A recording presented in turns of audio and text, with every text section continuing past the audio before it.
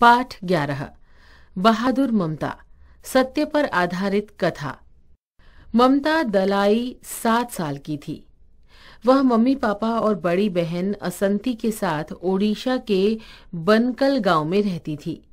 ममता के घर के पास ही एक तालाब था जहां अक्सर बच्चे नहाने व उछल कूद करने जाते थे।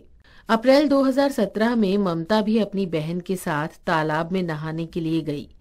वैसे तो दोनों बहनें रोज वहां जाती थीं और खूब मस्ती करती थीं, लेकिन उस दिन जब ममता की बहन असंती तालाब में घुसी तो उसे अपने पैरों के पास कुछ खुरदुरी चीज महसूस हुई। जब तक वह कुछ समझ पाती, एक बड़े से मगरमच्छ ने उस पर हमला बोल दिया। मगरमच्छ ने उसका एक हाथ अपने जबड़े में फंसा लिया था। असंती बुरी तरह डर गई और जोर जोर से चिल्लाने लगी। ऐसा भयानक नजारा देखकर ममता हैरान रह गई।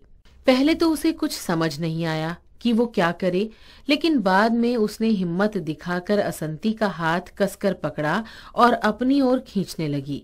उसे इस बात का बिल्कुल डर नहीं था कि कहीं मगरमच्छ असंती के साथ साथ उस पर भी हमला न कर दे।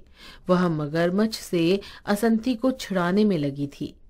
एक तरफ मगरमच्छ और दूसरी तरफ ममता असंती को दोनों अपनी अपनी ओर खींच रहे थे। काफी समय तक यही चलता रहा। ममता मदद के लिए लगातार जोर जोर से चिल्ला भी रही थी। तभी वहां से गुजरते कुछ लोगों ने चिल्लाने की आवाज सुनी तो वे उसकी तरफ दौड़ कर आए। तब तक मगरमच्छ ममता की बहादुरी के आगे घुटने टेक चुका था। मगरमच्छ ने असंती का हाथ छोड़ दिया। लोगों ने जब ये दृश्य देखा तो हैरान रह गए। असंती को तुरंत पास के अस्पताल ले जाकर उसकी मरहम पट्टी करवाई गई। जब ममता के माता पिता को अपनी बच्ची की बहादुरी के बारे में पता चला तो लोगों के साथ साथ उन्होंने ममता की खूब तारीफ की। ममता का नाम राष्ट्रीय वीरता पुरस्कार के लिए भेजा गया। 26 जनवरी 2018 को गणतंत्र दिवस के अवसर पर प्रधानमंत्री ने ममता की बहादुरी के लिए उसे राष्ट्रीय वीरता पुरस्कार से सम्मानित किया। संदेश: हमें डरना नहीं चाहिए, बल्कि हिम्मत और बहादुरी से काम करना चाहिए।